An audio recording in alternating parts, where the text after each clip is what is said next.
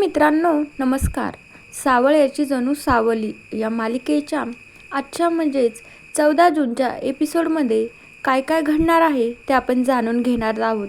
इकडे मात्र खूप असा रंजक एपिसोड ठरणार आहे, त्यामुळे स्किप न करता शेवटपर्यंत नक्की बघा. इकडे आता काय होतं, ओवीची तब्येत अचानकच खराब होते.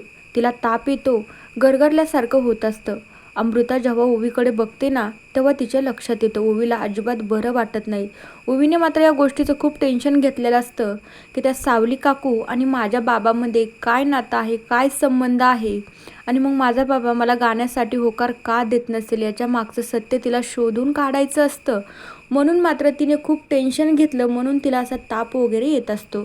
मग त्यानंतर अमृता धावतच सारंगला कॉल करते, म्हणू लागते सारंग तू आता सध्या कुठं जरी असला ना तू लगेच घरी ये, ओवीला खूप ताप आला आहे, येता वेळी डॉक्टरांना सुद्धा घेऊन ये. सारंग घरी येतो. सारंग घरी आल्याच्या नंतर डॉक्टरांना सुद्धा घरी घेऊन येतो. तर ओवीच्या तोंडातून सतत एकच वाक्य येत असते की मला आबिरच्या आईला भेटायचं आहे, मला आबिरच्या आईकडे जायचं आहे. ओवीची सतत एकच बडबड चालू असते. डॉक्टर तिथे येतात, डॉक्टर चेक वगैरे करतात. तर डॉक्टर विचारू लागतात की हे बाळ जे म्हणतंय ना आबिरच्या आईला मला भेटायचं आहे, एकतर तुम्ही त्या व्यक्तीला इथे घेऊन या, नाहीतर मुलीची कंडिशन अजूनच बिघडत जाईल.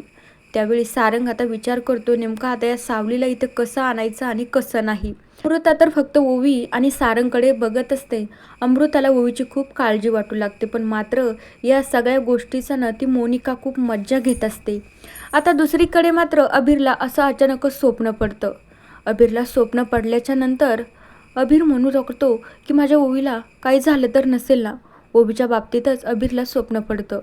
अभिर मात्र लगेच सावलीकडे येतो धावत धावत, म्हणू लागतो अगं आई उठ ना, बघ ना गं आपल्या ओवीला काही झालं तर नसेल ना. सावली म्हणू लागते अरे अभिर तू असं काय बोलतोय, तू तर रात्री बाबाजवळ झोपला होता आणि ओवीचा काय संबंध आहे इकडे, ओवीला कशाला काय होणार, ओवी तिच्या घरी सुखरूप आहे.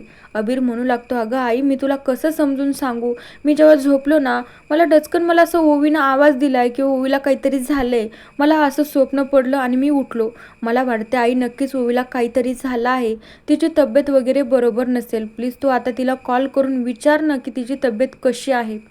सावली म्हणू लागते अरे अभिर बाळा तुला कळते का, एवढ्या रात्रीचा आपण असा फोन नाही करू शकत त्यांच्या घरी, आपण काय म्हणून फोन करायचा त्यांना, आपण न सकाळी फोन करून विचारूयात ओवीची तब्येत वगैरे कशी आहे. आता अभिर म्हणू लागतो अगं आई मला आत्ता स्वप्नामध्ये ओवी जसं काही तिला काहीतरी झालं आहे असं दिसलंय, आणि तू काय म्हणते सकाळी फोन करायचा, सकाळी फोन करून काय फायदा आहे आई, मी म्हणतो ऐक ना तू आता ओवीला फोन कर आणि फक्त तिला विचार की तिची तब्येत वगैरे कशी आहे, ओवी ठीक आहे ना. जर ते म्हणले ठीक आहे तर मी तुला काहीच म्हणणार नाही, पण मला जे स्वप्न पडलं आहे त्याच्यातून तर मला तसंच जाणवतं का आई ओवीचा ना काहीतरी प्रॉब्लेम झाला आहे. दुसरीकडे आता सारंग आणि डॉक्टर बाहेर येतात. सारंग म्हणू लागतो कोणत्या व्यक्तीला आणायचे डॉक्टर साहेब, अजून मोठ्या डॉक्टरांना आणा, पण माझ्या मुलीला व्यवस्थित करा. त्यावेळी आता डॉक्टर म्हणू लागता अहो सारंग सर मी काय म्हणते, माझ्या बोलण्याकडे तुमचं लक्षच नाही, तुमचं लक्ष व्यतिरिक्त दुसरीकडेच चालू आहे. मी काय म्हणते आपल्याला कुठलाही डॉक्टर आणायची गरज नाही. मी काय म्हणते ती तुमची मुलगी काय म्हणते की अभिरची आई कोण आहे, तिला भेटायचं आहे, मग तुम्ही त्याच व्यक्तीला इथे घेऊन या ना. तेवढ्या वेळात हे सगळं बोलणं मोनिका लपूनच ऐकत असते.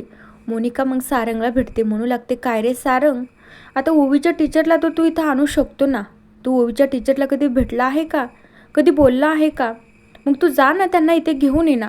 सारंग मोनिकाला उत्तर देतो की मी त्यांना कधी भेटलो नाही आणि मी त्यांच्यासोबत कधी बोललोही नाही. मोनिका ह्या गोष्टीची ना खूप मज्जा घेत असते. मित्रांनो आता उद्याच्या एपिसोडमध्ये आपण बघूया सारंग आता सावलीकडे जात असतो. सावलीला म्हणत असतो की माझ्या ओवीची तब्येत अजिबात बरोबर नाही आणि सतत ती तुझंच नाव घेत आहे, त्याच्यामुळे तुला घरी यावं लागेल. आता सारंगसाठी नाही तर मेंदळे कुटुंबासाठी नाही तर ओवीसाठीच फक्त सावली मेंदळ्यांच्या घरात येत असते. तर येणारा ट्विस्ट तर खूप रंजक असणार आहे, त्यामुळे तोपर्यंत आपल्या चॅनलला नक्की सबस्क्राईब करून घ्या.